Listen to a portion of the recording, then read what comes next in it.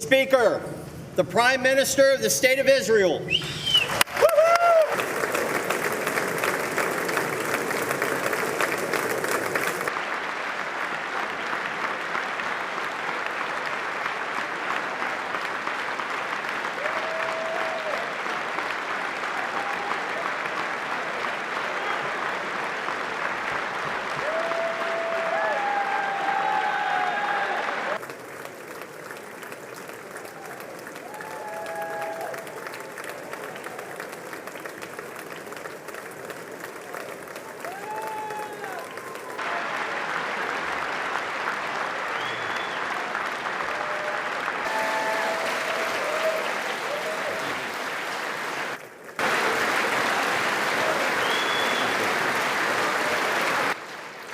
Members of Congress, I now have the high privilege and distinct honor of presenting to you His Excellency Benjamin Netanyahu, Prime Minister of Israel. Thank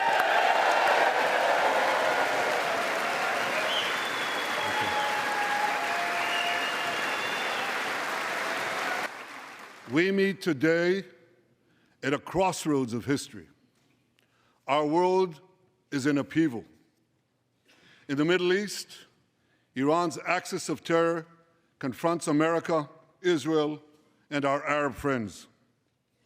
This is not a clash of civilizations. It's a clash between barbarism and civilization.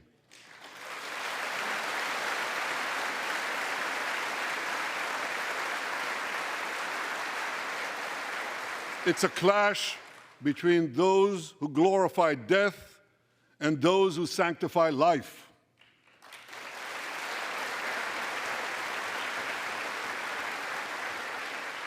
For the forces of civilization to triumph, America and Israel must stand together.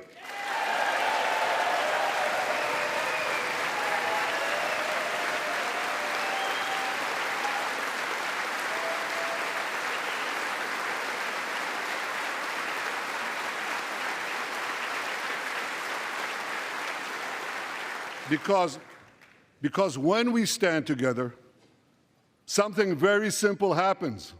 We win, they lose.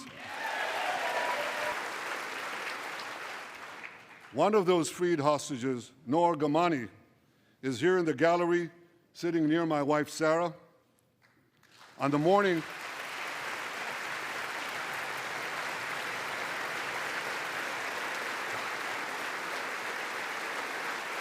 I met Noah's mother, Leora, a few months ago. She was dying of cancer.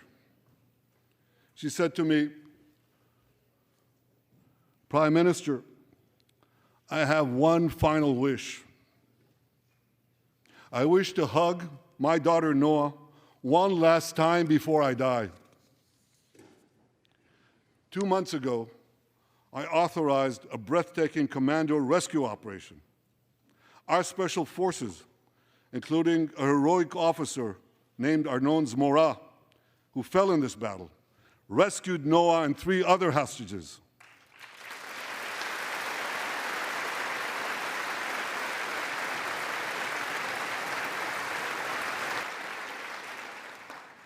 As we speak,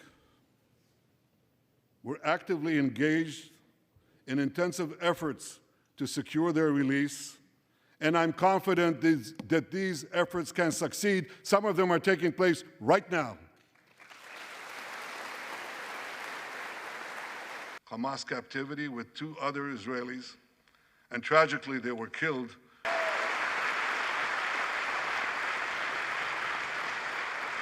With us today, I want to thank President Biden for his tireless efforts on behalf of the hostages and for his efforts to the hostage families as well.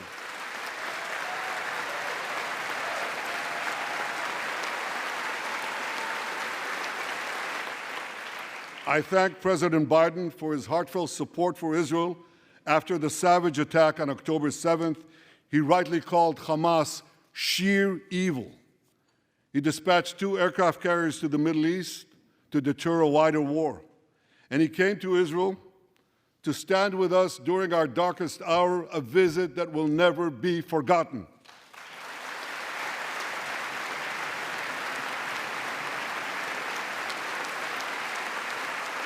Iran is funding the anti-Israel protests that are going on right now outside this building. Not that many, but they're there, and throughout the city. Well, I have a message for these protesters. When the tyrants of Tehran, who hang gays from cranes and murder women for not covering their hair, are praising, promoting, and funding you, you have officially become Iran's useful idiots.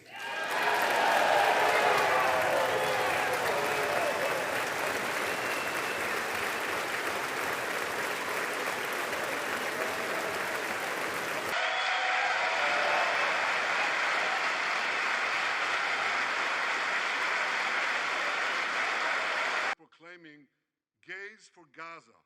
They might as well hold up signs saying chickens for cats. Now, just as malicious lies were leveled for centuries at the Jewish people, malicious lies are now being leveled at the Jewish state. No, don't applaud. Listen. The outrageous slanders that paint Israel as racist and genocidal are meant to delegitimize Israel, to demonize the Jewish state, and to demonize Jews everywhere. And no wonder we've witnessed an appalling rise of anti-Semitism in America and around the world.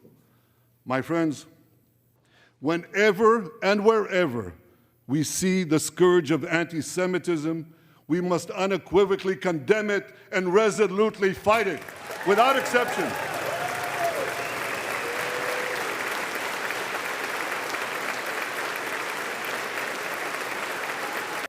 And one more thing. When Israel acts to prevent Iran from developing nuclear weapons that could destroy Israel and threaten every American city, every city that you come from, we're not only protecting ourselves, we're protecting you.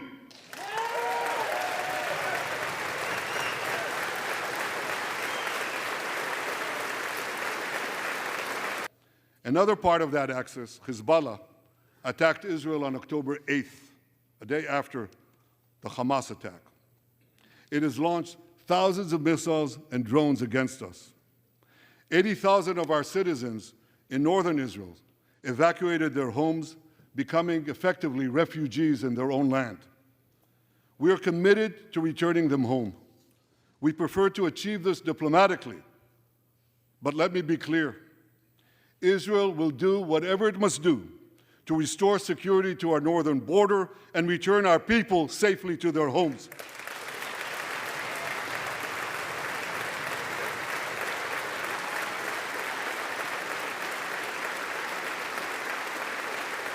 I deeply appreciate America's support, including in this current war. But this is an exceptional moment. Fast-tracking U.S. military aid can dramatically expedite an end to the war in Gaza and help prevent a broader war in the Middle East. In World War II, as Britain fought on the front lines of civilization, Winston Churchill appealed to Americans with these famous words: "Give us the tools and we'll finish the job." Today, as Israel fights on the front line of civilization, I too appeal to America. Give us the tools faster and we'll finish the job faster.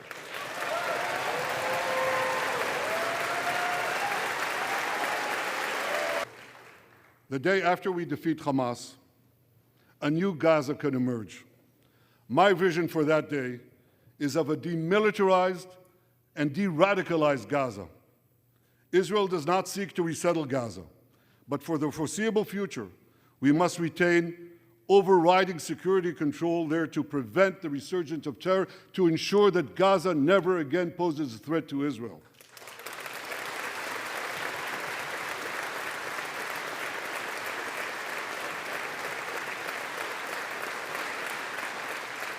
Gaza should have a civilian administration run by Palestinians who do not seek to destroy Israel. That's not too much to ask.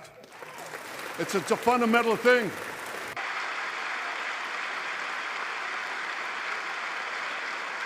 America and Israel today can forge a security alliance in the Middle East to counter the growing Iranian threat. All countries that are at peace with Israel and all those countries who will make peace with Israel should be invited to join this alliance. The new alliance I envision would be a natural extension of the groundbreaking Abraham Accords. Those accords saw peace forged between Israel and 4 Arab countries, and they were supported by Republicans and Democrats alike. We could call, I have a name for this new alliance.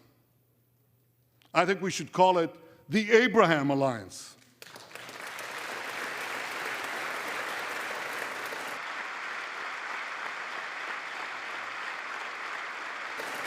I want to thank President Trump for his leadership in brokering the historic Abraham Accords.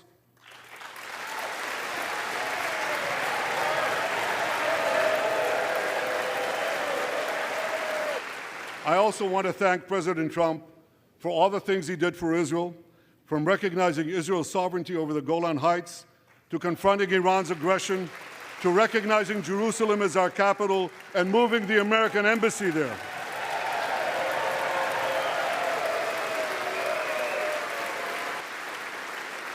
May God bless Israel, may God bless America, and may God bless the great alliance between Israel and America forever.